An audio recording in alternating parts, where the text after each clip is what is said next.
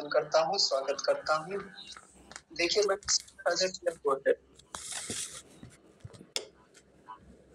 यज्ञ के मंत्रों में हम अष्टाध्याहुति प्रकरण देख रहे हैं और अष्टाध्याहुति प्रकरण में आज हम 7वें मंत्र पर चर्चा करेंगे। ये अभी तक का एक ऐसा मंत्र है जो सबसे उत्तम अर्थों को देने वाला है। बहुत बहुत सुंदर मंत्र है। पहले इस मंत्र के बारे में एक छोटी सी जानकारी समझ लीजिए। ये मंत्र ऋग्वेद का मंत्र है। पहला मंडल, 24वां सूक्त और 15वां मंत्र। देखिए, पहला मंडल, 24वां सूक्त और 15वां मंत्र है और शुरू में ही है, पहले मंडल में ही है। तो हमेशा की तरह वही बात कि ऋषि दयानंद का भाष्य हमें मिल जाएगा इसका और हम ऋषि दयानंद के भाष्य को समझेंगे। तो आप सभी लोग इस मंत्र को बहुत अच्छे से समझेंगे। इसमें कई सारी संगतियां ऐसी लगेंगी जो सीधे सीधे शायद पकड़ में ना आए, लेकिन जब हम उनकी संगति बिठाएंगे तो वो सब चीजें धीरे धीरे समझ में आ जाएंगी। शुरू की चीजें थोड़ी सी कठिन हैं, इसलिए आज केवल पहली पंक्ति को देखेंगे, इतनी को, क्योंकि बहुत व्यापकता है केवल पहली ही पंक्ति में। सबसे पहले इस पूरे मंत्र का हम एक बार उच्चारण देख लेते हैं जल्दी जल्दी और फिर इसके प्रत्येक शब्दों के अर्थों पर चिंतन करेंगे, विचार करेंगे। ओम उदुत्तमम। देखिए पहला शब्द क्या है? उदुत्तमम। उदुत, देखिए दो त बने हुए हैं ये वाले, उदुत और तमम। तमम, माँ के ऊपर अनुस्वार भी है ये वाला। उदुत्तमम, उदुत्तमम। वरुण, वरुण नहीं बोलेंगे, वरुण ऐसा बोलेंगे। आगे देखिए, पाशमस्मद, पाशमस्मद वाधमम।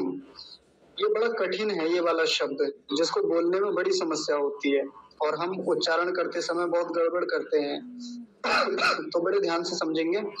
पाश, पाश नहीं बोलेंगे, पाश मस्मद, पाश मस्मद।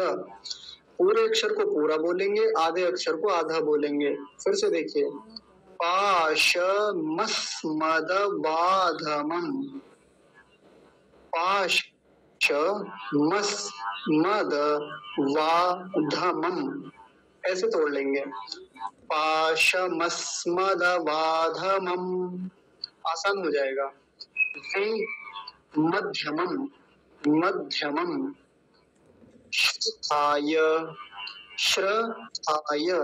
देखिए ध्यान से देखिए इस शब्द को, श्रथाय, श्र, ये श्री वाला श्र है, श्रथाय। आगे देखिए, अथा वयमादित्य, वयमादित्य। व्रते तवा नागसो, तवा नागसो। अदितये, अदितये, कुछ लोग क्या बोलते हैं? आदित्य बोल देते हैं, आदित्य, आदित्य नहीं, अदितये। त पूरा है तो पूरा बोलेंगे। अदितये श्याम, श्याम। हलंत नहीं है, हलंत होता तो श्याम कह देते, इसमें ध्यान रखेंगे, श्याम ऐसा बोलेंगे। नहीं तो बहुत उच्चारण गलत होता है केवल इसी शब्द का। क्या बोल देते हैं? श्याम स्वाहा, श्याम स्वाहा नहीं, श्याम स्वाहा ऐसा बोलेंगे। और अंत में क्या है? इदम वरुणाय, वरुणाय द्वितीयाय, द्वितीयाय द्वितये। द्वितीय नहीं बोलेंगे इसको, द्वितये च इदन्नमम। अंतिम पंक्ति को फिर से समझिए, इसको पूरी को। इदम वरुणाय द्वितीयाय, द्वितीयाय द्वितये च इदन्नमम।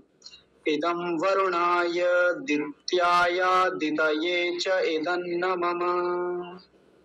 ऐसा इसका उच्चारण होगा पूरे मंत्र का।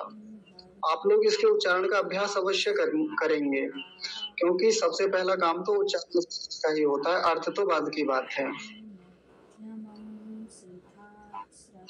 आगे देखिए, अब हम इसके शब्दों का संधि विच्छेद करते हैं जहां जहां आवश्यकता है, फिर अर्थ को समझेंगे।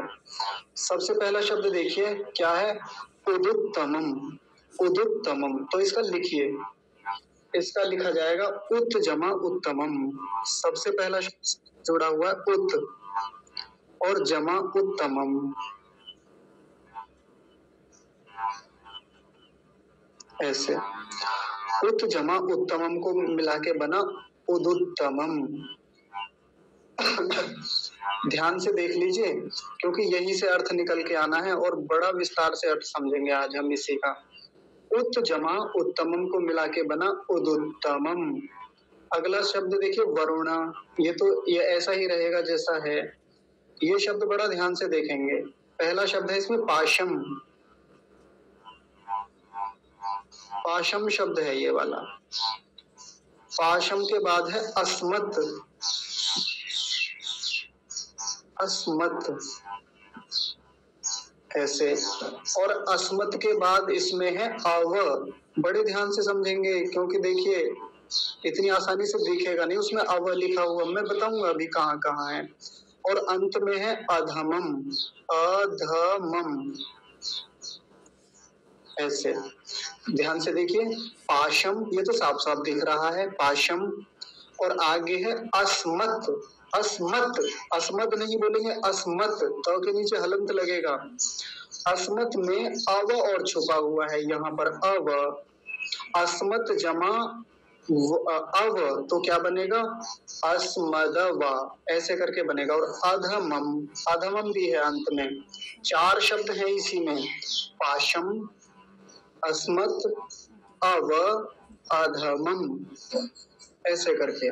फिर से देखिए आराम से, पाशम, अस्मत्, नीचे देखेंगे इस वाले शब्द में, ऊपर तो मैंने लिखे दिए, पाशम, अस्मत्, अव, अधमम, ये चार शब्द हो गए। आगे देखिए वी शब्द तो आसान है, ऐसे ही रहेगा, मध्यम भी ऐसे ही रहेगा और श्रथाय भी ऐसे ही रहेगा। अथा ऐसे ही रहेगा, अथा को अथ कर लेंगे, जब इसका अर्थ देखेंगे तो हम अथ का अर्थ देखेंगे। अगला देखिए वयम आदित्य, ये तो आसान है, वयम को अलग कर लेंगे, आदित्य को अलग कर लेंगे। कैसे, मैं नीचे लिखता हूँ देखिए, वयम जमा आदित्य। अगला शब्द है व्रते, और यहाँ देखिए तव, तव शब्द को अलग करेंगे, ये तव अलग होगा। और अनागसह या अनागसो, अनागसो बहुत महत्वपूर्ण शब्द है ये, अनागसो, तव जमा अनागसो या अनागसह। आदित ये ऐसे ही रहेगा, श्याम ऐसे ही रहेगा, स्वाहा भी ऐसे ही रहेगा। ये नीचे वाला बाद में देखेंगे। तो महत्वपूर्ण है आज की पहली पंक्ति जो है, जिसे हम देखेंगे। आज तो पहली पंक्ति को समझेंगे, उसी में समय लग जाएगा काफी समझने में। तो मैं आपको एक संगतिकरण बताता हूँ, संगतिकरण आप कैसे लगाएंगे उसके हिसाब से पहली पंक्ति में से कुछ वाक्य बनेंगे। सबसे पहली बात तो जो हमेशा से चलती आ रही है वो है वरुण शब्द को लेके। परमात्मा के लिए इस बार एक संबोधन है वरुण नाम का, ये पहले भी आया था, कभी अग्नि आता है, कभी वरुण आता है, ठीक है। तो देखिए हे वरुण, यानी हे वर्णीय परमेश्वर, या हे सर्वश्रेष्ठ परमेश्वर। वरुण का मतलब क्या होता है, श्रेष्ठ या सर्वश्रेष्ठ, वर्ण करने योग्य, पूजनीय, बहुत सारे अर्थ हैं इसके वरुण के, ये बता चुके हम पहले। आगे देखिए मैंने एक शब्द यहाँ बताया था, पाशम के बाद है अस्मत्, अस्मत् माने हमसे। तो देखिए मैं नीचे लिख रहा हूँ, मैं लिखूंगा तो तब ज्यादा अच्छे से समझ में आएगा। वरुण अस्मत्, अस्मत् माने हमसे।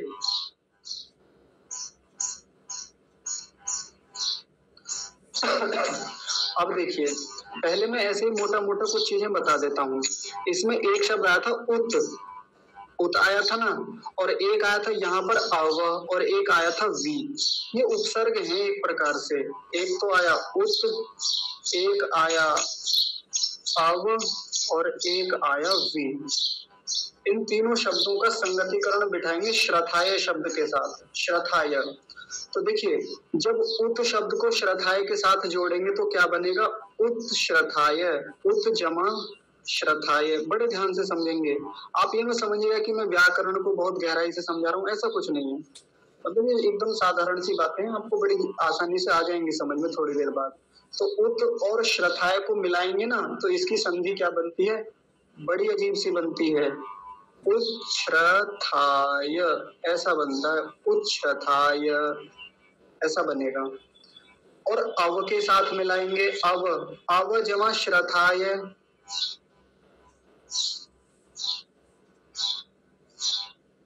तो एक और नया वाक्य बनेगा और उस वाक्य के लिए एक शब्द चलेगा हमारा अवश्रथाय ऐसे।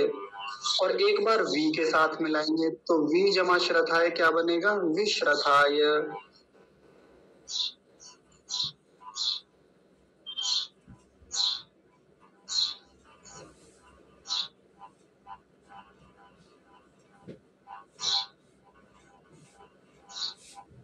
ये देखिए अब हमें तीन शब्द मिल गए। कौन कौन से शब्द, एक तो उच्छ्रथाय या उत्श्रथाय भी कह सकते हैं आप, उत्श्रथाय थोड़ा सा गैप देके भी बोल सकते हैं। दूसरा शब्द क्या मिला, अवश्रथाय। और तीसरा शब्द क्या मिला, विश्रथाय। इन तीनों शब्दों से तीन वाक्य बनेंगे।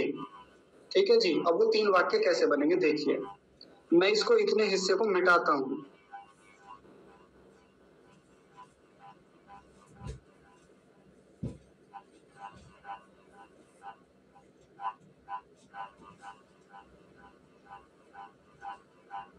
तनिक रुकिए,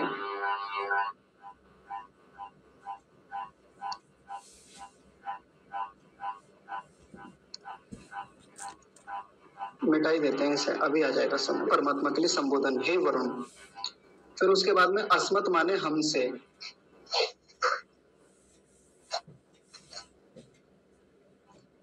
उत्तमम पाशम। देखिए इसमें एक शब्द है पाशम। ये पाशम शब्द हर किसी के साथ लगेगा, कैसे लगेगा समझिए।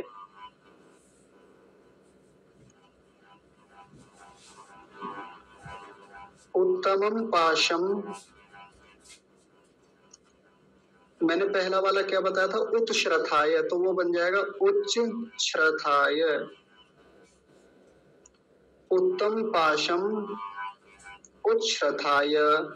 एक तीसरा वाक्य बनेगा, इसमें देखिए एक शब्द है मध्यम, मैंने बताया था ना मध्यम शब्द है ये वाला मध्यम। मध्यम के साथ क्या जुड़ा हुआ है, वी जुड़ा हुआ है। तो अब बोलेंगे मध्यम पाशम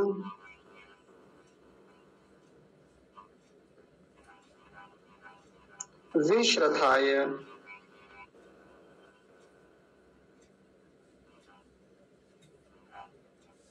और एक शब्द है अधमम। देखिए अधमम शब्द यहाँ था, इधर ऊपर। अधमम के साथ क्या लगा हुआ था, अव शब्द लगा हुआ था, अव। तो अधमम पाशम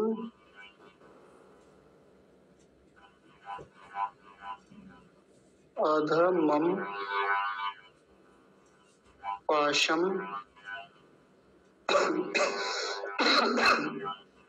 अवश्रथाय।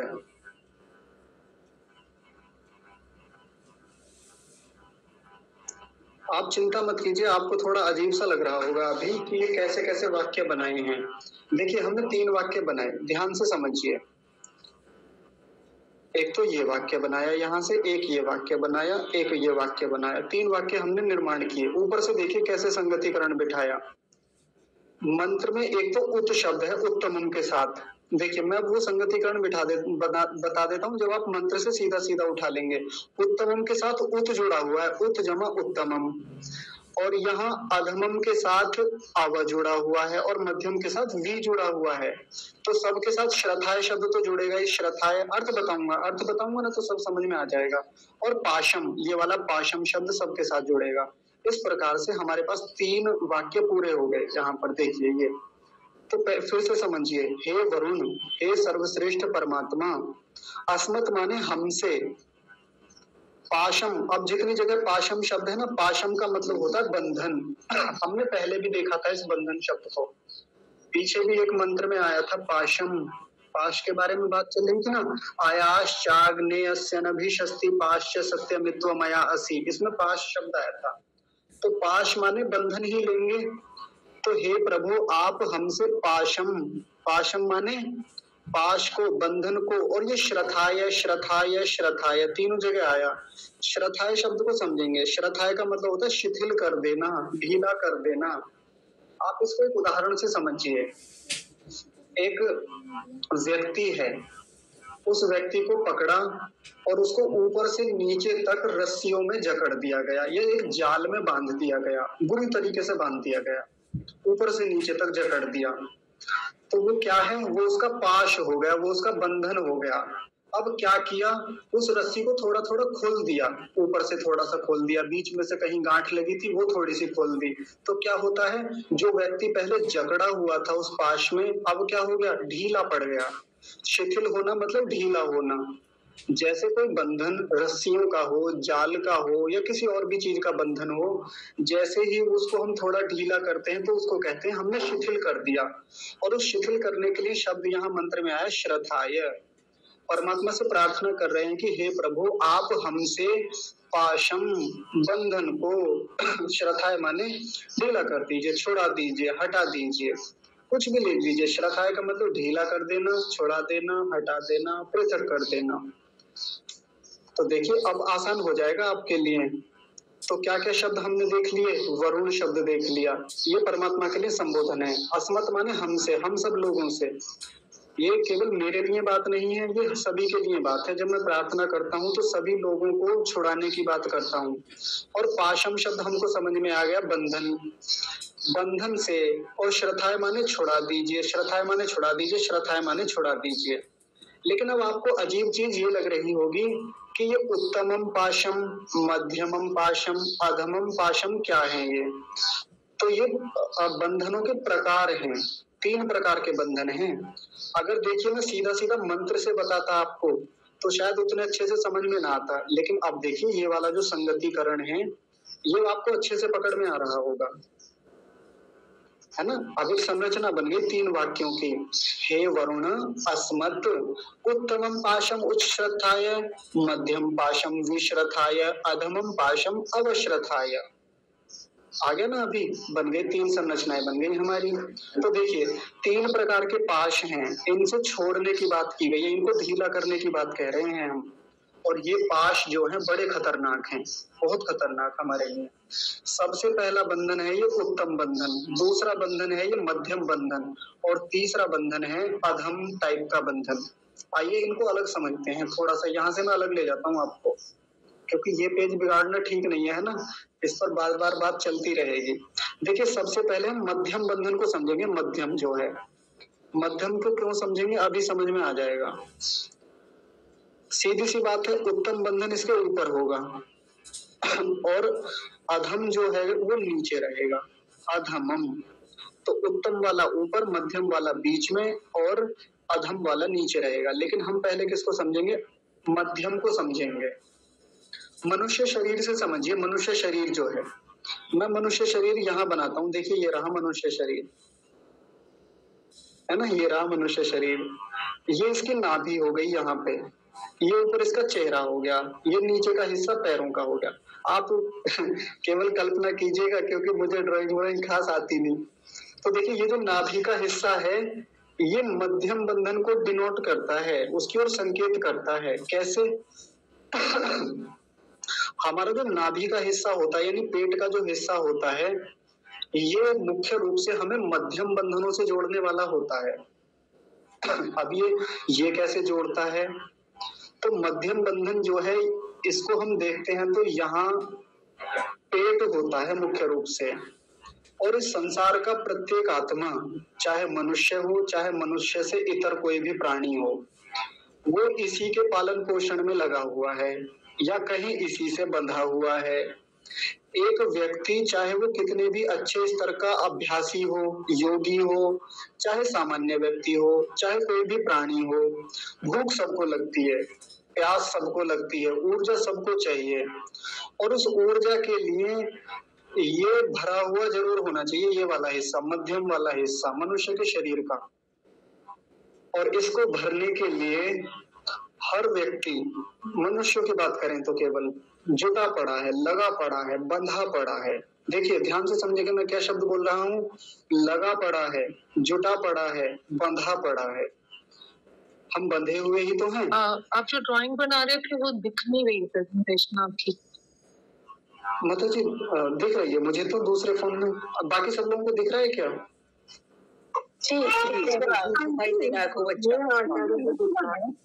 हाँ अरे मैं सभी चीज, हाँ जी मैं ध्यान रखता हूँ स्वयं भी इन चीजों का, देखता रहता हूँ मैं खुद भी। अब आप देख लीजिए, शायद कुछ नेटवर्क की समस्या हो या तो फिर जुड़ जाइए। सुविधा माता जी। जी ठीक है, धन्यवाद। हाँ जुड़ जाइए, आप देख लीजिए।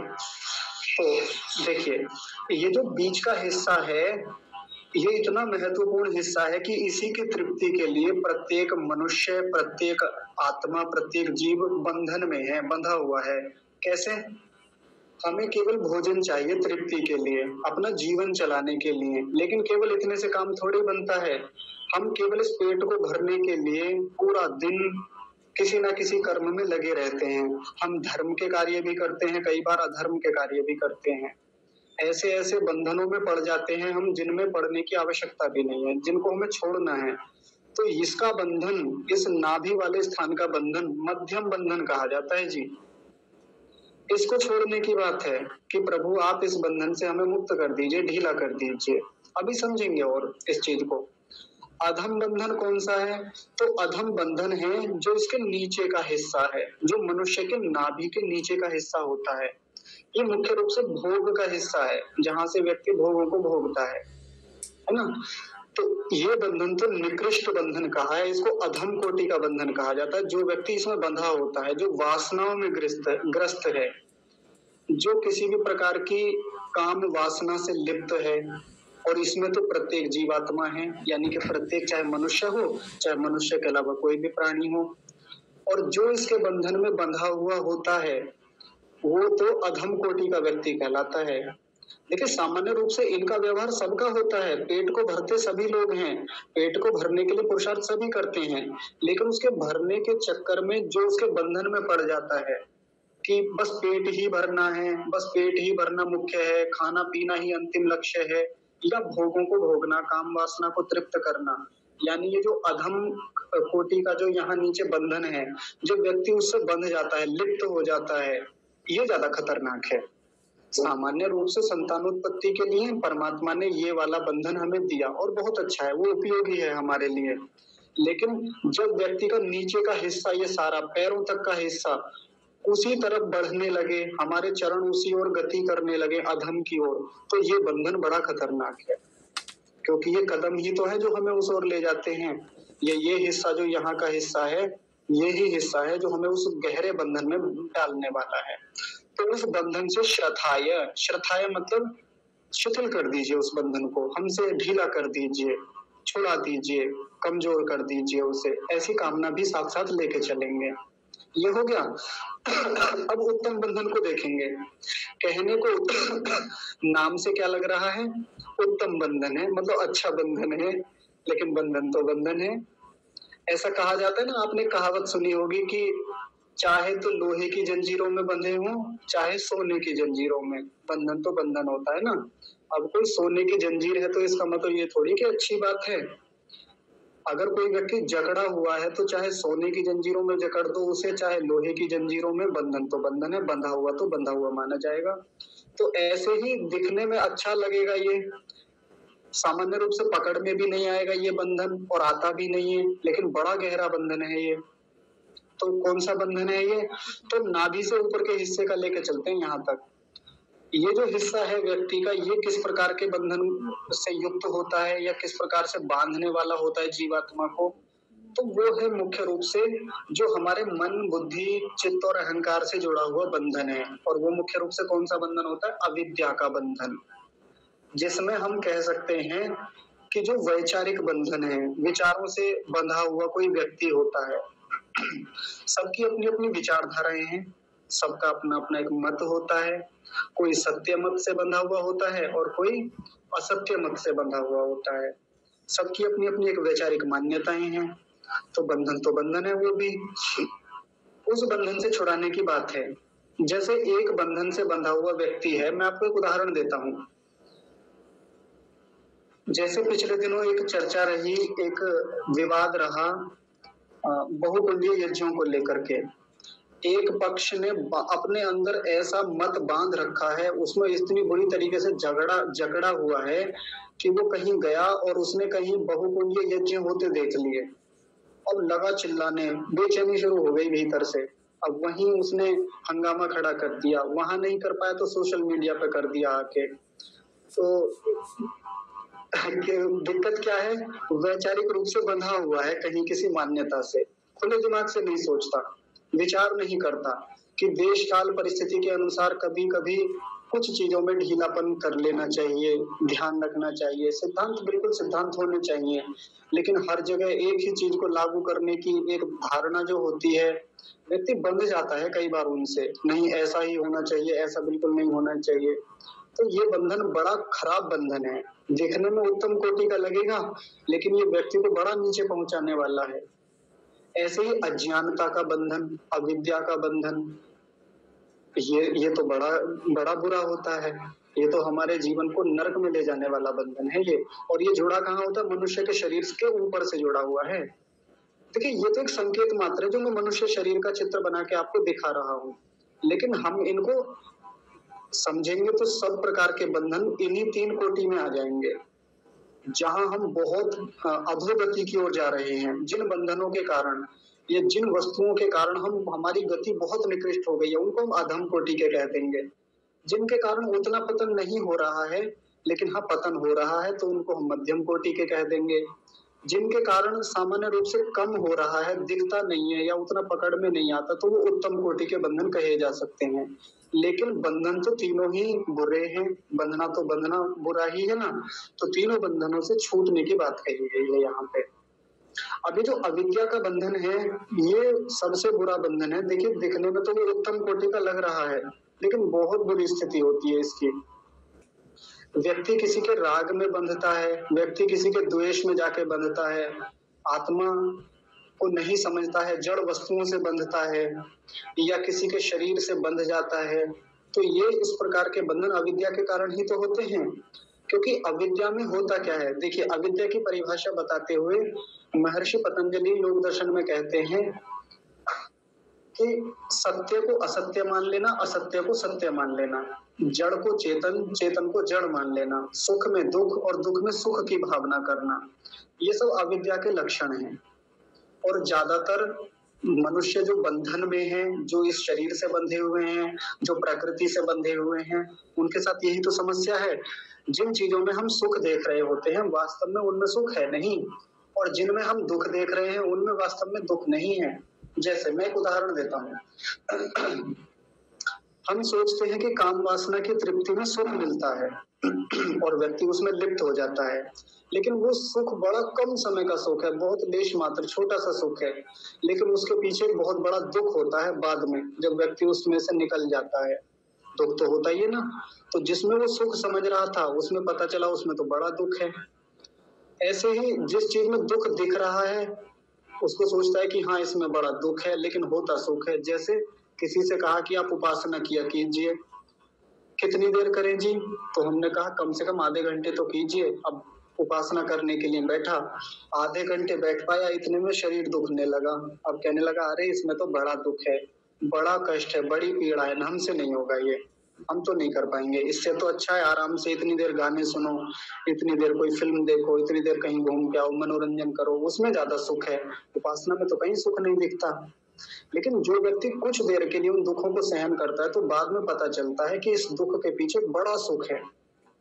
तो जो व्यक्ति दुख में सुख और सुख में दुख देख रहा है वो अविद्या से ग्रस्त है, और वो मनुष्य के इस हिस्से को यानी उत्तम कोटि का वो बंधन कहा जाता है। ऐसे बंधन जो वैचारिक बंधन है, जो अविद्या से युक्त बंधन है, ऐसे बंधनों से आप हमको छुड़ा दीजिए, ढीला कर दीजिए। तो देखिए 3 प्रकार के बंधन हो गए यहाँ पे। उत्तमम पाशम उच्छ्रथाय, मध्यम पाशम द्विश्रथाय, अधमम पाशम अवश्रथाय। अब एक चीज समझेंगे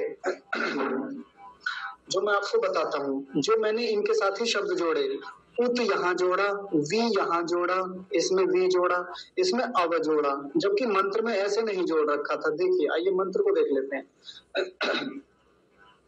मंत्र में तो श्रथाय शब्द अकेला लिखा हुआ है ना।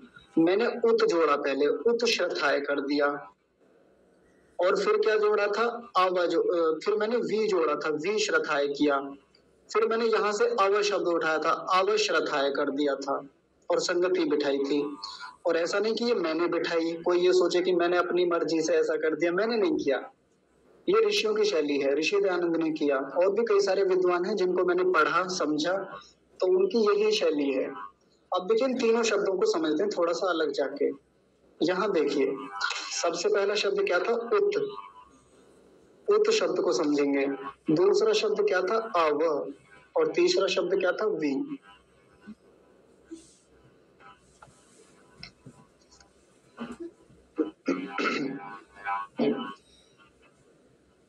तो उत शब्द का मतलब क्या हुआ, यहाँ पे जब भी कहीं उत उपसर्ग लगता है, उपसर्ग मतलब किसी शब्द के पहले जो शब्द जुड़ता है उसको उपसर्ग कहते हैं।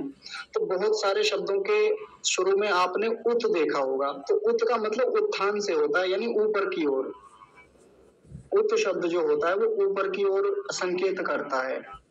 अव शब्द जो होता है वो हमेशा नीचे की ओर संकेत करता है, और वी हमेशा, ये तो विशेष रूप से है, इसका कोई मुख्य रूप से मतलब ऊपर या नीचे से नहीं होता।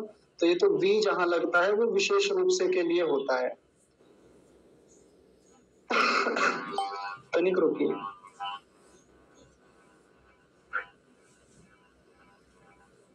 हाँ ठीक है, तो वी का मतलब तो विशेष रूप से है। देखिए उत शब्द को और समझते हैं, जैसे आपने एक शब्द सुना होगा, उत के साथ यदि नति शब्द को जोड़ दिया जाए तो हम इससे क्या बनता है, उन्नति। और उन्नति को हम क्या मानते हैं, ऊपर की ओर उठना, ऊपर की ओर बढ़ जाने को हम उन्नति कहते हैं, यानी ये हमेशा ऊपर बढ़ने की ओर कहता है। ऐसे ही एक शब्द आपने सुना होगा, उदय। उदय शब्द कैसे बनता है, वो उत जमा अयः, इससे बनता है उदयः।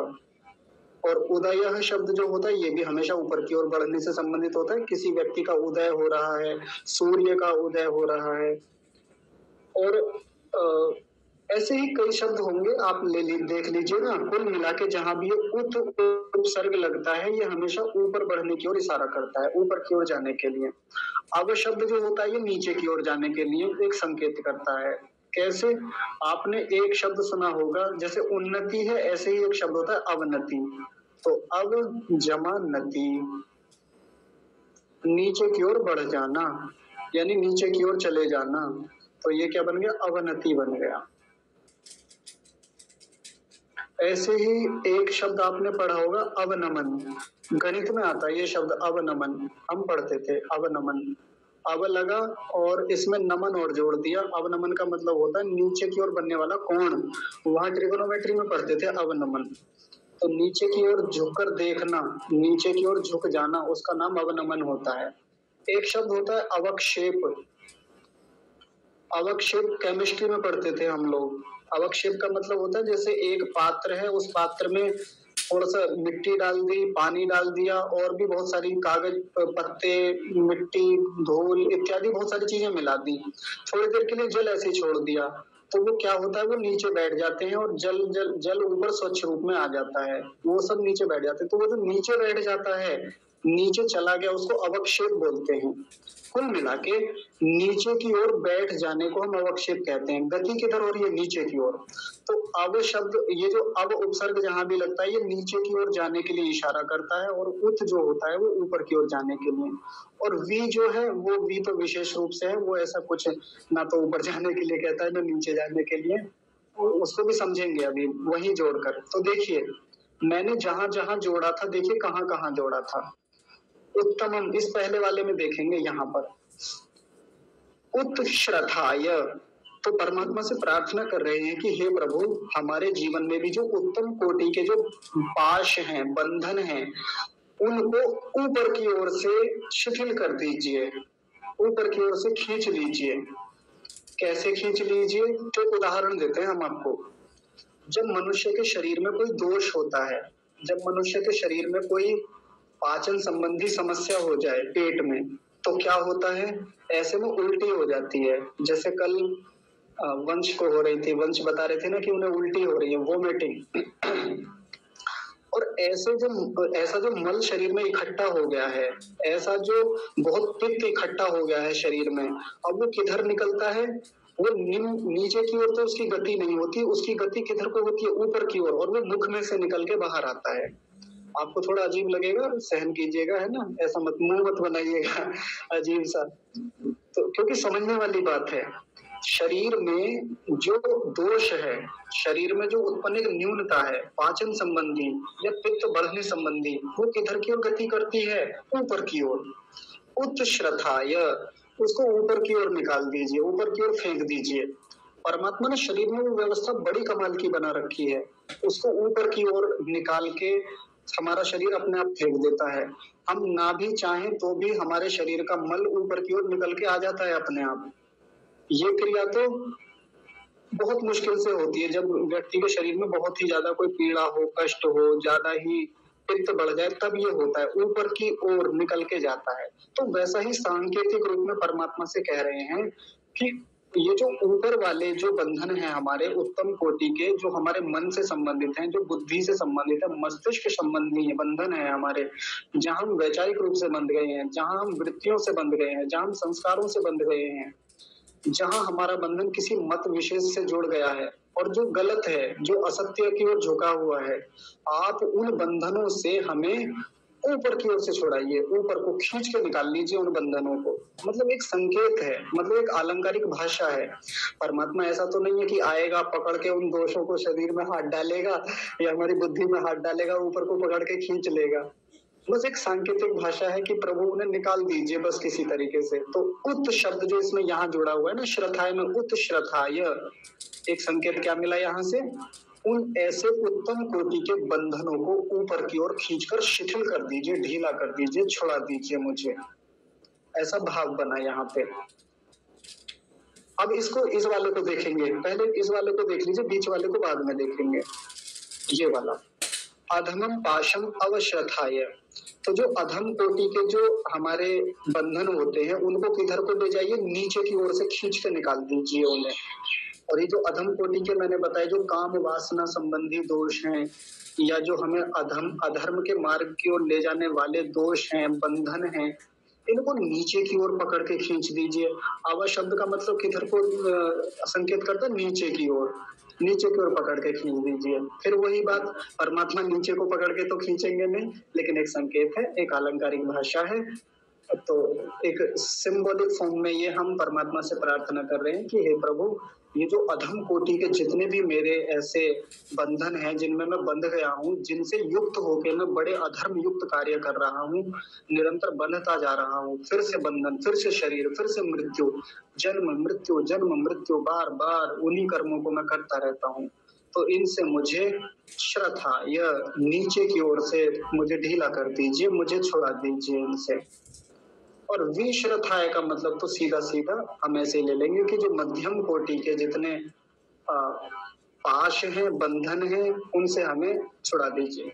अच्छा, अधम कोटि के बंधनों को देखेंगे, जो शरीर से जुड़े हुए जो हमारे दोष होते हैं, वो तो परमात्मा ने व्यवस्था बनाई है, मलमूत्र संबंधी जो व्यवस्था है वो हमेशा नीचे की ओर ही गति करते हैं। तो देखिए, वो तो व्यवस्था परमात्मा ने शारीरिक रूप से तो बनाई ही है, लेकिन अब वो हम आध्यात्मिक दृष्टि से भी देखें तो उसको भी हम कहेंगे कि जो अधम कोटि संबंधी जो हमारे बंधन है वो ऐसे ही आप निकाल दीजिए नीचे की ओर से, अवश्रथाय, नीचे की ओर उनको ढीला कर दीजिए। जैसे आप हमें शरीर में आपने पाचन तंत्र संबंधी एक प्रणाली बनाई है जिसमें मलमूत्र नीचे की ओर गति करके स्वतः निकल जाते हैं। स्वतः मतलब उनकी गति ऐसी है।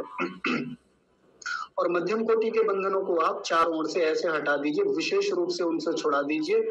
इसको ऐसे समझ सकते हैं जैसे हमारे शरीर में कोई दोष हुआ, शरीर में कई प्रकार के दोष होते हैं जो पसीने के माध्यम से बाहर आते हैं या और भी कई माध्यमों से। अब वो पूरे शरीर से मल तो निकलता ही रहता है ना, निष्कासित होता रहता है, वो भी बंधन ही है हमारे लिए, हमारे शरीर को दोषों में ले जाने वाला है, वो हमको रोगों में बांधने वाला है। तो पसीने के माध्यम से या बाकी अवक्षेप बहुत शरीर से बाहर निकलते हैं, उनके माध्यम से पूरे शरीर से मल किसी न किसी रूप में निकलता ही रहता है। तो ऐसे ही मध्यम कोटि के जितने बंधन हैं आप उनको विशेष रूप से श्रद्धा, ढीला कर दीजिए, शिथिल कर दीजिए, हटा दीजिए, ऐसी यहाँ पर कामना की गई है। बड़ा महत्वपूर्ण मंत्र है। पहली पंक्ति पूरी हो गई है और मैं हमेशा की तरह एक बात कहूंगा, केवल अर्थ जान लिया अर्थ रट लिया काम नहीं चलेगा। इतने मात्र से जीवन में दिखना चाहिए, वो जीवन में हम ऐसे वेद मंत्रों के अर्थों को धारण करने वाले बने। परमात्मा से पहले प्रार्थना करेंगे कि प्रभु पहले हम इन बंधनों को जान तो लें, पहले समझ तो लें, इनको पहचान तो लें। बंधनों को छोड़ने की प्रक्रिया में सबसे पहला काम होता है कि उन बंधनों को पहले हम देख पा रहे हैं कि नहीं देख पा रहे। देखिए पहला स्टेप, उन बंधनों को देखना। क्योंकि कई बार तो हमें अपना बंधन दिखाई नहीं देता। जैसे मैं एक उदाहरण देता हूँ आपको, आपने खूब वो कहानी सुनी होगी कि जब एक बार कोई व्यक्ति हाथी पालता है ना, तो हाथी पालने में वो क्या करता है, जब छोटा छोटा हाथी का बच्चा होता है उसके पैर में छोटी सी जंजीर बांधता है, बहुत छोटी सी, हल्की सी, और उस जंजीर को उसके पैर में बांध करके किसी पेड़ में या किसी खूंटे में बांध देता है। और फिर क्या करता है, बांध करके छोड़ देता है। हाथी धीरे धीरे बड़ा होता रहता है, वृद्धि हो रही है, हाथी के शरीर का बल बढ़ता जा रहा है। पहले तो वो छोटी सी जंजीर से कंट्रोल हो जाता था, वो खींचता था, पूरी कोशिश करता था, उसमें छोटी सी जंजीर टूटती नहीं थी। क्यों? क्योंकि जंजीर उसके लिए मजबूत थी, जंजीर सच में उस समय मजबूत थी। लेकिन अब शरीर बड़ा हो गया, ताकत बढ़ गई है, लेकिन जंजीर को बदलता नहीं है वो महावत जो होता है। क्यों नहीं बदलता? क्योंकि उसको पता है कि हाथी का जो मस्तिष्क है ना, हाथी का जो एक तंत्र है, वो इसी तरीके से काम करता है कि एक बार जो बंधन उसको डाल दिया, वो जीवन भर उसी बंधन को बड़ा बंधन मान के बैठा रहता है।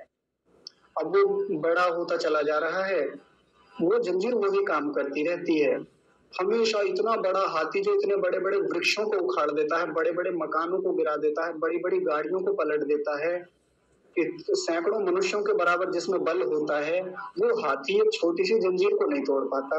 क्यों? क्योंकि मन में बैठा हुआ जो है वो बंधन को देख नहीं पा रहा है कि बंधन तो बड़ा छोटा सा है, पहचान ही नहीं पा रहा, पहचान नहीं है उस बंधन की। तो ये बात हम हाथी पे तो अप्लाई कर देते हैं और हम सोचते हैं कि कितना मूर्ख होता है हाथी, है ना। हाथी को हम यही तो सोचते हैं कितना गधा होता है, ये गधा किस्म का होता है, कितना मतलब बुद्धि होती नहीं है इसमें। लेकिन हाथी से अपनी तुलना करके देखें तो हाथी से भी गई गुजरी स्थिति में होते हैं कई बार हम। कम से कम वो बाकी काम तो बहुत ताकत से कर लेता है। तो देखिए, अब हम अपने बंधनों को सबसे पहले देखें। इतने सारे बंधन हमने बताए जिनमें हम बंधनों में बंधे हुए हैं। विशेष रूप से अविद्या का जो बंधन है वो बहुत खतरनाक बंधन है। फिर उस बंधन को देखने के बाद पहचानें, ठीक से पहचान करें कि सही बंधन है, गलत खराब बंधन है, कैसा है। उस बंधन की पहचान करने के बाद में एक और महत्वपूर्ण जो चीज होती है वो होती है उस बंधन को स्वीकार करना। मतलब ये मानना कि हाँ ये मेरी कमजोरी है। बंधन को स्वीकार करने का मतलब है कि ये पहचान करके स्वीकार कर लेना कि हाँ भाई ये सच में बंधन है। अब ये नहीं कि नहीं ये तो बंधन थोड़ी है, ये तो जरूरी है मेरे लिए। ऐसा भी तो होता है हमारे जीवन में, अरे नहीं ये तो बहुत जरूरी है, ये तो होना ही चाहिए जीवन में। ऐसा नहीं, यदि वो सच में अविद्या का बंधन है तो फिर स्वीकार भी कर लेना चाहिए। गलती है तो स्वीकार करना आना चाहिए, दोष है तो स्वीकार करना आना चाहिए। और फिर क्या करना चाहिए? फिर उससे छूटने का प्रयत्न अवश्य होना चाहिए। हाथी की तरह ये नहीं कि केवल एक जंजीर बांध दी तो फिर बंधी रही जीवन में, ऐसा नहीं होना चाहिए।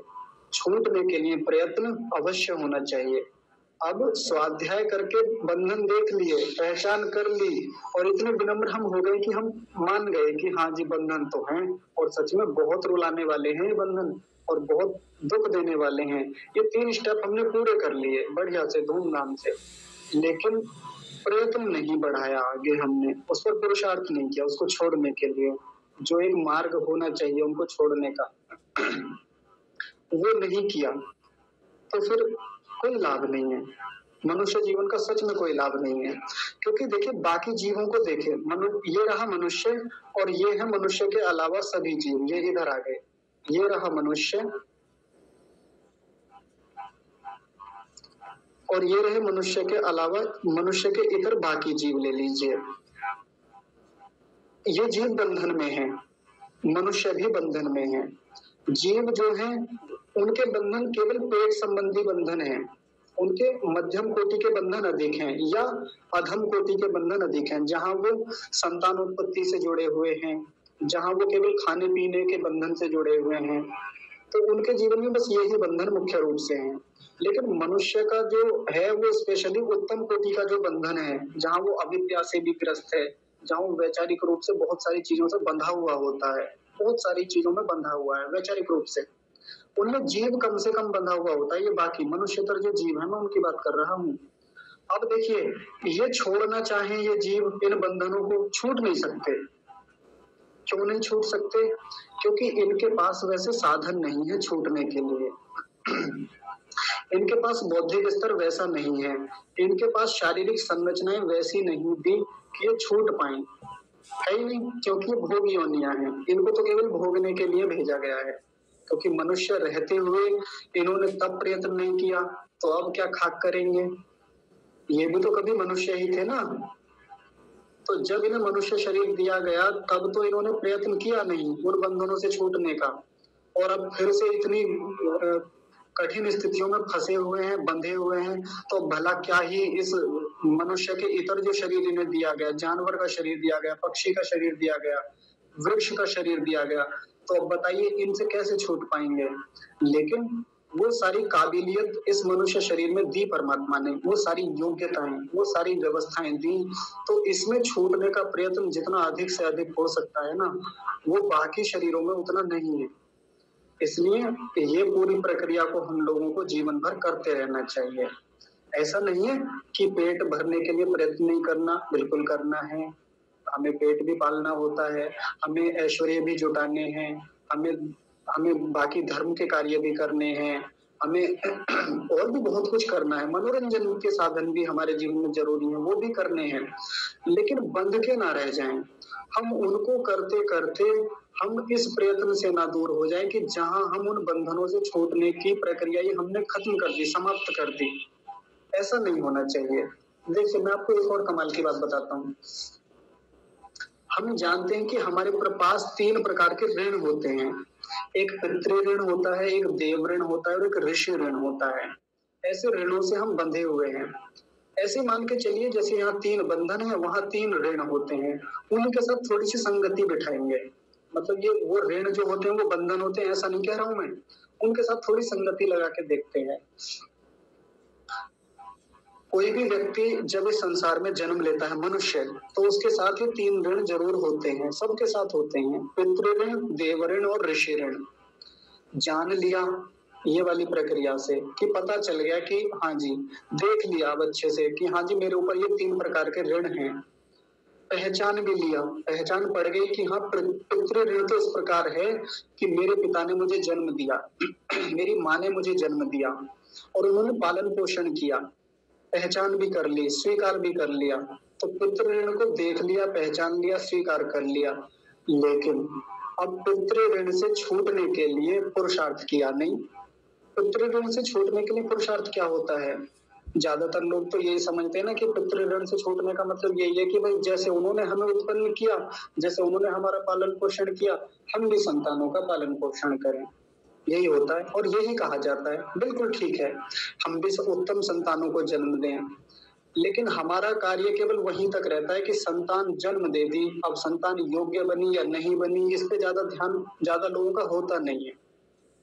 संतान उत्कृष्ट कोटि की हो, ये सबसे मुख्य बात है। अब एक चीज और भी होती है, कई बार देखिए ऐसी समस्या किसी के साथ होती है कि विवाह तो हो गया लेकिन संतान नहीं हो पाई। ये एक बड़ी समस्या किसी के जीवन की हो सकती है, बड़ा दुख होता है ये। लेकिन अब ऐसा व्यक्ति क्या करे? क्या वो जीवन में फिर कुछ करना ही बंद कर दे? क्या पितृ ऋण से वो ऋण नहीं हो पाएगा? बहुत ध्यान से समझेंगे। 2 पति पत्नी हैं, बेचारों ने विवाह किया और बड़े प्रेम पूर्वक रहते हैं, सब कुछ नियम संयम से रहते हैं, लेकिन कोई संतान आगे हुई नहीं, वंश बढ़ा ही नहीं आगे। अब क्या ये पितृ ऋण से ऋण नहीं होंगे? क्या ये जीवन में ऐसे ही चले जाएंगे? भाई संतान आपकी ही तो नहीं हुई, इस संसार में संतानें तो और भी हैं। कई बार गोद ले लेते हैं लोग, या दूसरे की संतानों को पढ़ाते हैं, आगे बढ़ाते हैं, तो किसी न किसी रूप में हमें जुटे रहना चाहिए इस प्रक्रिया में, जिससे कि हम पितृ ऋण से उऋण हो सकें। एक है देव ऋण। देवताओं का ऋण हमारे ऊपर है। देवता कौन से? तो चाहे चेतन देवता ले लीजिए, चाहे जड़ देवता ले लीजिए। समझ गए, देख लिया, पहचान लिया, स्वीकार कर लिया, लेकिन प्रयत्न नहीं किया उस देव ऋण से ऋण होने का। सूर्य नाम का एक देवता है, वो हमको निरंतर बहुत कुछ दे रहा है। वायु नाम का देवता है, जल नाम का, पृथ्वी नाम का, औषधि नाम का, वृक्ष नाम का देवता, ये देवता हैं। तो इनके ऋणों से उऋण होने के लिए हमें निरंतर प्रयत्नशील भी रहना चाहिए। ऐसे ही ऋषि ऋण। ऋषियों ने जो पुरुषार्थ किया, जो हमारे पूर्वज विद्वानों ने हमारे लिए पुरुषार्थ करके हमारे लिए इतना उत्तम कोटि का विज्ञान, ऐसे सुंदर ग्रंथ, मोक्ष शास्त्र, या ऐसी उत्कृष्ट योग पद्धतियां, साधना पद्धतियां, उपासना पद्धतियां हमारे लिए दे दी, फोकट में दे दी, निःशुल्क दे दी, तो फिर हमें उनके उस ऋण को समझ के हमें उससे छूटने के लिए प्रयत्न करना चाहिए। बंधन तो वो भी है एक प्रकार से देखें तो। यदि हम उसको बंधन ही मान रहे हैं तो मान लीजिए, अच्छी बात है, और फिर उससे छूटने के लिए भी हमारा प्रयत्न होना चाहिए। कुल मिलाकर यदि हम इन जो 3 प्रकार के ऋण हैं इनको बंधन ही मान रहे हैं, तो फिर इनसे भी इसी रूप में छूटने के लिए परमात्मा से प्रार्थना करें। और प्रार्थना हमेशा पुरुषार्थ पूर्वक होती है। प्रार्थना करते रहे प्रतिदिन मंत्र बोलते रहे और छूटने का प्रयत्न नहीं है, तो फिर ये गलत बात है, ये अच्छी बात नहीं है। और देखिए, जो मैं हमेशा कहता हूँ, छूटना बाद में है, पहले जानना पहचानना है, और जानना पहचानना हमेशा स्वाध्याय से होता है। इन बंधनों को तभी हम जान पाएंगे जब हम स्वाध्याय करेंगे, जब हम विद्वानों के साथ जुड़ेंगे, जब हम सच्चे ग्रंथों को समझेंगे, चिंतन मनन की प्रक्रिया में आगे बढ़ेंगे, परमात्मा नाम के गुरु से जुड़ेंगे।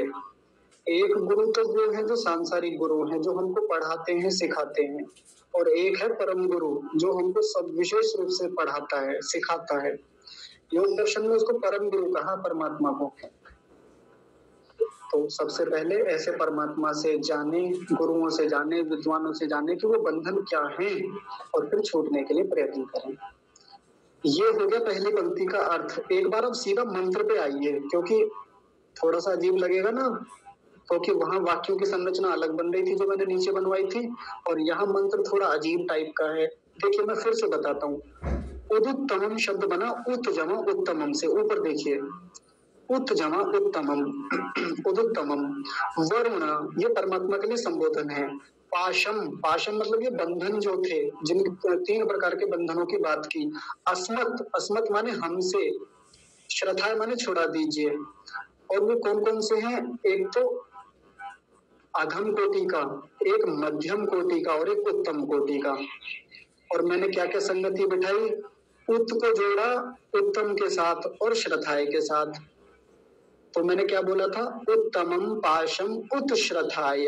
ऐसे ही मध्यम के साथ किसको जोड़ा था? अव, अव को, अव यानी मध्यम पाशम अवश्रद्धाय, क्षमा कीजिए, विश्रद्धाय जोड़ा था। ये मध्यम यहाँ है ना, मैंने गलत बोल दिया। मध्यम पाशम विश्रद्धाय, ऐसा हो गया। और जो अधम कोटि का है उसके साथ किसको जोड़ा था? अव को जोड़ा था। तो कैसा बना था? अधमम पाशम अवश्रद्धाय। इसलिए मैंने कहा कि आप इसको अवश्य लिख लीजिए, नहीं लिखेंगे तो भूल जाएंगे कि किसको किसके साथ जोड़ना है। तो हो गया है मंत्र का पहला हिस्सा, पहली पंक्ति पूरी हो गई है। दूसरी पंक्ति को कल देखेंगे, क्योंकि यदि हम आज ही कर लेंगे तो बहुत बड़ा हो जाएगा और फिर समझ में नहीं आएगा। यदि इतने में से किसी को समझ में ना आया हो तो बताइए। जी श्रीमान जी बोलिए। सर, ये मध्यम को और क्लियर कीजिए। मध्यम श्रद्धा है। हाँ जी, मध्यम कोटि के जितने हमारे बंधन हैं उनको विश्रद्धाय, विशेष रूप से, श्रद्धाय माने शिथिल कर दीजिए, ढीला कर दीजिए। तो बताया मध्यम कोटि के जितने भी, जहां हम पेट की चीजों से जुड़े हुए हैं, केवल खाना है, केवल भोगना है, केवल होता है ना कि चटोरापन होता है जीवन में, बस खाना खाना खाना। जी जी जी, हाँ, वो प्रकार के बंधनों से छुड़ा दीजिए। जी जी, बहुत ठीक, धन्यवाद सर। हाँ जी, और बताइए, कोई किसी को कुछ कहना हो या कुछ पूछना हो? सर ये पितृ का शब्द यदि डिटेल में ले, पितृ का है जो ज्ञान में बड़े हैं, आयु में बड़े हैं। पितृ हाँ जी, हाँ पिता जी। में है, माता में है, माता पिता और हाँ, आचार्य, ये पितृ की श्रेणी में सारे ही आ जाते हैं जी। हाँ जी, मैं हाँ जी, थोड़ा बिल्कुल। आपकी बात आगे बढ़ा देता हूँ जी। जी, जी, बहुत बढ़िया आपने कह दिया। तो व्यापक रूप से तो अभी इनको और खोला जा सकता था, मैंने संक्षेप में ही खोला था इन तीनों शब्दों को, पितृ-ऋण, देव-ऋण और ऋषि-ऋण। इनको खोलने में बहुत टाइम लगता है, बहुत विस्तार किया जाता है, लेकिन आपने बहुत बढ़िया बता दिया। पितृ में माता भी आती हैं, पिता भी आते हैं, बड़े बूढ़े आ जाएंगे हमारे दादाजी दादी जी, भाई उनका भी तो योगदान है हमारे आगे बढ़ने में, उन्होंने भी तो हमारे लिए बहुत उपकार किए हैं। हमारे आचार्य भी आ जाएंगे, गुरु भी इसी में आ जाएंगे यदि लें तो, वो भी पिता के तुल्य हमारे लिए बहुत उपकार करते हैं। कई बार और भी हमारे घर में दादी नानी नाना जी ताऊ जी, मतलब देखिए सीधा सीधा इस शब्द में नहीं आ रहे हैं ये, लेकिन उनका भी तो ऋण होता है ना हमारे पालन पोषण में। हमारी चाची ले लीजिए, चाची या चाचा लीजिए, जब हम बचपन में होते हैं तो हमेशा माता ही थोड़ी लिए बैठी रहती हैं हमें कि माता ही हमारा पालन पोषण कर रही हैं। तो कई बार चाचा हैं, चाची हैं, ताऊ जी हैं, ये सब इनका कुछ ना कुछ योगदान पढ़ाने में, आगे बढ़ाने में, हमारे पालन पोषण में किसी ना किसी रूप में कुछ ना कुछ थोड़ा बहुत होता है सबका। तो उन सबको पितृ ऋण के अंतर्गत ले लें हम। उससे ऋण जब होंगे, जब वो सारी चीज विद्या भी हम इसी तरह से बांटेंगे, दूसरों की सेवा भी उसी पे भावना से करेंगे। हाँ हाँ जी, बिल्कुल बिल्कुल एकदम।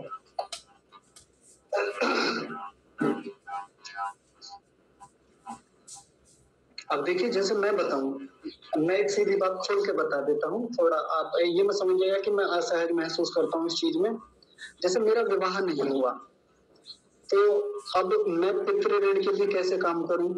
भाई जब विवाह होगा, मेरी संतान होगी, तब मैं पितृ ऋण से उऋण हो पाऊंगा। लोग तो यही सोचते हैं ना, भाई उसके लिए शादी करनी पड़ेगी, पत्नी आएंगी, बच्चे होंगे, उनको फिर पढ़ाएंगे बढ़ाएंगे, संस्कार देंगे, तब माना जाएगा कि हाँ अब आप पितृ ऋण से उऋण हो गए। लेकिन अभी विवाह नहीं हुआ है, अविवाहित हूं मैं, तो इस पितृ ऋण के लिए क्या करूं? तो देखिए बहुत सारे उपाय हैं। क्या कर सकता हूँ मैं? माता पिता की सेवा तो कर ही सकता हूँ ना। भाई माता पिता की सेवा अपने आप में एक बहुत बड़ी बात है। अपने बड़े बूढ़ों की सेवा करूं, अपने चाचा ताऊ जिन लोगों ने मेरे पालन पोषण में सहायता की, बच्चे तो उनके भी होंगे ना, यानी मेरे चचेरे भाई या उनके भी जो कुछ चाचा ताऊ के पोते पोतियां, किसी के भी कुछ भी हो सकते हैं। बड़े भाई भी मेरे पिता तुल्य हैं, जिन्होंने मुझे पालन पोषण में बहुत हेल्प की, उन्होंने मुझे आगे बढ़ाया, तो उनके बच्चे हो सकते हैं, मैं उनको पढ़ाऊं, मैं उनको आगे बढ़ाऊं, उनके पालन पोषण में, उत्तम संस्कार में मैं अपना योगदान दूं। तो जब मेरी संतान होगी, मैं उसके लिए क्यों प्रतीक्षा करूं कि जब संतान होगी तभी मैं ये काम करूंगा? मैं अभी कर सकता हूँ ना। और जैसे मैं कितने सारे बच्चों को पढ़ाता हूँ, मैं अपनी बताता हूँ, है ना। मैं जैसे कितने सारे बच्चों को पढ़ाता हूँ, तो वो बच्चे मेरे अपने बच्चे थोड़ी हैं, या मेरी वो अपनी जैविक संतान थोड़ी है, लेकिन मैं अपने पुत्र की तरह मान के मैं उनका पालन पोषण करता हूँ। उनकी हर प्रकार की उन्नति जैसे भी हो सकती है, शारीरिक, मानसिक, आत्मिक, किसी भी प्रकार से, सामाजिक उन्नति के लिए भी मेरा हमेशा प्रयत्न रहता है कि वो सब प्रकार से सशक्त बने। और ये सब पितृ ऋण से ही उऋण होने का एक कार्यक्रम है। ऐसा हमको सबको करना चाहिए। बहुत खूब जी, बहुत अच्छा जी। हाँ जी। अब देखिए जैसे मैं बस एक बात बता के फिर समाप्त करता हूँ। हम अपनी कक्षा में भी ये करेंगे कुछ दिन बाद। जैसे रात्रि में एक छोटी सी कक्षा हमारी होती है, गणित पढ़ते हैं छोटे छोटे बच्चे। उस गणित की कक्षा में लगभग 11, 12, 13 वर्ष के बच्चे हैं। कहने को तो केवल गणित पढ़ते हैं, बड़े ध्यान से समझेंगे, यहीं से जोड़ के बताऊंगा, ऐसा ना समझे कि कुछ अलग से बातें कर रहा हूं मैं। कहने को तो गणित पढ़ते हैं, लेकिन जब गणित पढ़ रहे होते हैं तो गणित के साथ साथ बहुत कुछ पढ़ रहे होते हैं। हम जीवन के बहुत सारे पहलुओं पर विचार करते हैं, सामाजिक व्यवस्थाओं पर विचार करते हैं, समसामयिक गतिविधियों पर विचार करते हैं। बच्चों को मैं सप्ताह में एक दिन ऐसा देता हूँ, जैसे ये एक बालक है, ए नाम का बालक है हमारी क्लास का, मैं इसको कहता हूँ कि देखिए आने वाले सोमवार को क्लास आपके हैंड ओवर की जाएगी। सारे बच्चों को आप पढ़ाएंगे, मैं नहीं पढ़ाऊंगा। उस दिन मैं भी स्टूडेंट की तरह, एक विद्यार्थी की तरह आपकी कक्षा में रहूंगा। और जरूरी नहीं है कि आप गणित पढ़ाएंगे, जो भी विषय आपको अच्छा लगता हो आप उसे पढ़ाएंगे। तो परसों की कक्षा में एक बिटिया हैं, 8वीं कक्षा में पढ़ती हैं। उन्होंने हम सभी लोगों को, हम कक्षा में जितने भी लोग थे, हम सबको भाषा, व्याकरण और वो क्या होता है, लिपि, इन 3 चीजों के बारे में विस्तार से पढ़ाया था। उस बिटिया ने, 13 साल की बिटिया ने कक्षा में इतने शानदार ढंग से हमको पढ़ाया, आनंद आ गया। एक तो था गणित पढ़ा दिया 1 घंटे तक, चलो भाई होमवर्क दिखाओ, कितना किया नहीं किया ये सवाल करके दिखाओ, चलो होगी छुट्टी, जाओ घर अपने। एक तो ये तरीका है, ज्यादातर टीचर यही करते हैं। लेकिन गणित के साथ उनका एक दूसरे प्रकार का विकास चल रहा है। जब वो बच्चे आगे किसी भी फील्ड में जाएंगे, भले टीचर बने ना बने, मैं तो कहता हूँ किसी भी प्रोफेशन में जाएं, तो धूमधाम से अपने साथ के लोगों को बहुत अच्छे से उनके साथ एक्सप्रेशन कर सकते हैं, कन्वर्सेशन कर सकते हैं, खूब बातचीत कर सकते हैं, कहीं भी जाएं। मैं कक्षा में एक दिन एक ऐसा, सप्ताह में एक दिन ऐसा रखता हूँ जब एक बच्चे को हर दिन एक आधा घंटा दिया जाता है या 15 मिनट दी जाती है कि आप किसी भी टॉपिक पे बोलिए, बस बोलना है आपको, कुछ भी करके बस बोलें। कुल मिला के बोलने का आपको आना चाहिए। ये नहीं कि आप बस बैठे बैठे उधर से भक्तों की तरह बैठे हुए हैं और केवल सुन रहे हैं। ये मुझे अच्छा नहीं लगता किसी भी विद्यार्थी के रूप में। जब कोई विद्यार्थी मुझसे जुड़ा हुआ है और वो केवल भक्त की तरह बैठा हुआ है हाथ जोड़ के कि हाँ जी जो आप बता रहे हैं सब कुछ समझ में आ रहा है, और पूछता नहीं है, बोलता नहीं है, तो बच्चों को बोलने का भी अवसर पूरा दिया जाता है। एक और चीज मैं शुरू करता हूँ, डिक्टेशन बोलता हूँ बच्चों को। बच्चों की लेखन शैली अच्छी हो, लेखन में तीव्रता हो, सुंदर राइटिंग हो। एक और चीज हम शुरू करने वाले हैं बच्चों के साथ, वो है कि बच्चे क्रियात्मकता से जुड़ें, क्रिएटिविटी से जुड़ें। किसी भी बच्चे के भीतर कोई भी प्रतिभा हो किसी भी प्रकार की, भले वो ड्राइंग में हो, भले वो सिंगिंग में हो, वो किसी भी चीज फील्ड में बहुत अच्छा जानता हो, तो वो उस चीज का प्रेजेंटेशन दिखाए, हमें वो करके दिखाए, उसमें काम करके दिखाए। इस पर भी हम लोग काम करते हैं। साथ ही अध्यात्म से भी हम बच्चों को जोड़ते हैं अपनी कक्षाओं में, केवल रात वाली कक्षा की नहीं, बाकी ऑफलाइन भी जो बच्चे पढ़ते हैं मैं उनके साथ भी कह रहा हूँ। बच्चों को मंत्र सिखाना, श्लोक सिखाना, शास्त्रों की बातें खेल खेल में समझा देना, मजे मजे में, ये सब चीजें भी हम करते हैं। बच्चों का मानसिक विकास हो, बच्चे मनोरंजन से जुड़े रहें, इसलिए आधुनिक रूप में क्या क्या कॉमेडी चलती रहती है, क्या क्या मजे की चीजें चल रही हैं, ये भी हम लोग रोजाना कक्षाओं में करते रहते हैं। हम वो रूखे टीचर बन के न रह जाएं गणित के कि जिनको देखते ही बच्चों की जान निकल जाती है ना, कि भाई ये तो गणित के अध्यापक हैं, अब कोई बोलेगा नहीं, अब ना मैथ की क्लास शुरू हो गई, अब किसी की आवाज नहीं आनी चाहिए, अब ना मैथ के टीचर आ गए हैं, अब बिल्कुल अगर किसी की आवाज आई तो फिर तहलका मच जाएगा, आंधी आ जाएगी। ये जो परसेप्शन हमारे बने हुए हैं मैथ के टीचर को लेके, ये हम लोगों को निकालने हैं। ये बात मैं आप सबसे इसलिए कह रहा हूँ क्योंकि ये हमारी सबकी साझी जिम्मेदारी है। ये केवल ऐसा नहीं कि किसी एक व्यक्ति का काम है। और ऐसे भी हम उन ऋणों से उऋण हो सकते हैं कि जिन टीचर्स ने हमको पढ़ाया, अच्छे से पढ़ाया, तो हम भी अब आने वाली पीढ़ी को कुछ विशेष दें। रूखापन ना रहे हमारे पढ़ाने में या हमारे कुछ भी सिद्धांत को पकड़ाने में। बच्चे धूमधाम से कब कब खेल खेल में सीख जाते हैं आपको पता भी नहीं लगेगा। हमारी कक्षा में एक बिटिया जुड़ती है, वो पौराणिक है, शुद्ध पौराणिक, और उनके घर में इतनी पौराणिकता है भयंकर। पिछले 3-4 महीनों में उनको इतने सिद्धांत क्लियर हो गए आर्य समाज के, उनके माता पिता को भी नहीं पता होगा कि कब कब में उनके भीतर वो सिद्धांत चले गए। स्वयं बिटिया को भी नहीं पता होगा। कितने ही श्लोक, कितने मंत्र, कितनी सारी चीजें उनके जहन में पहुंच चुकी हैं। जैसे ब्रेन वॉशिंग होती है ना, तो ब्रेन वॉशिंग एक तो लोग करते हैं गलत इरादे से कि किसी को गलत रास्ते पे लेके आना है, लेकिन ब्रेन वॉशिंग सही चीज के लिए भी तो की जा सकती है ना, और ये हम खेल खेल में कर सकते हैं, मजे मजे में कर सकते हैं। तो जैसे मैं करने का प्रयास करता हूँ, मैं चाहता हूँ कि आप सब लोग भी ऐसी ब्रेन वॉशिंग करें जिससे कि समाज का कल्याण हो। ठीक है, तो आज की कक्षा को विराम देते हैं। आप सब लोग कक्षा में जुड़े, आप सबका बहुत सारा धन्यवाद करता हूँ, और विशेष रूप से धन्यवाद वरुण पर